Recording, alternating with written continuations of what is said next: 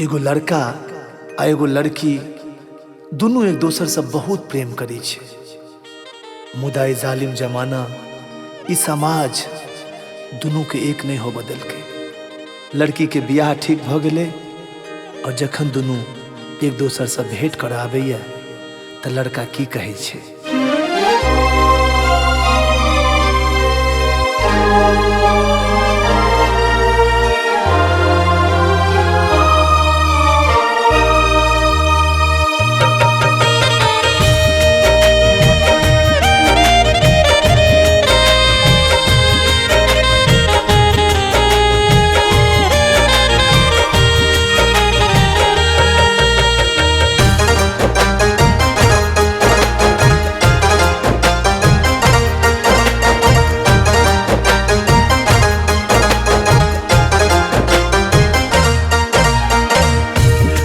जब जहिया हमरा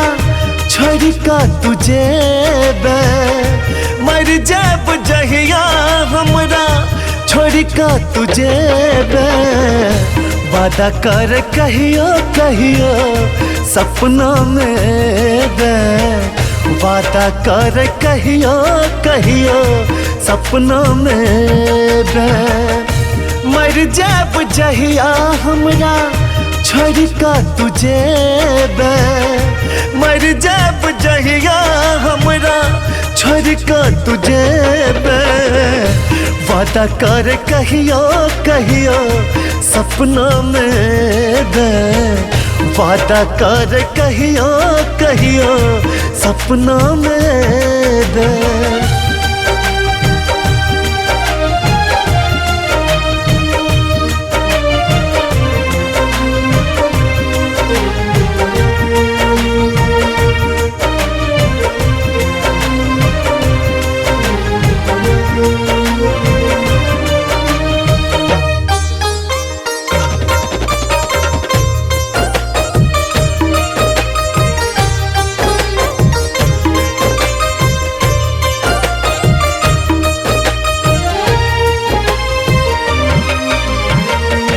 बुझल तो हर रिश्ता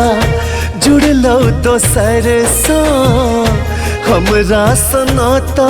तोरे जब तू शहर सो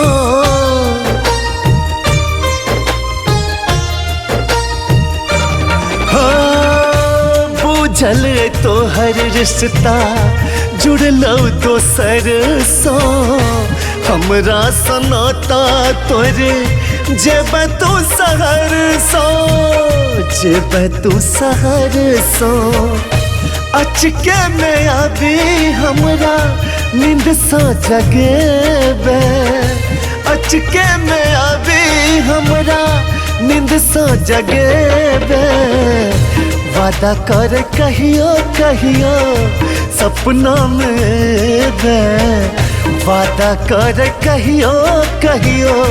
सपनों में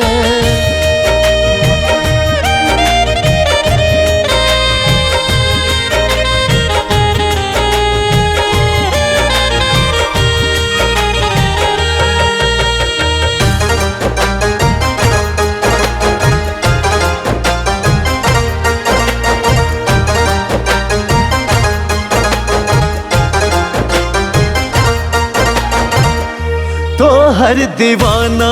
छिया दीवाना हम रहबा प्रेमक कहानी अपन ककरो न कहबा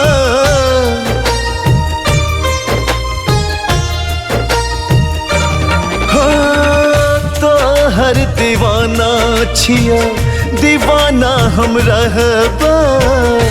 प्रेमक कहानी अपन ककरो न कहबो ककरो न कहबो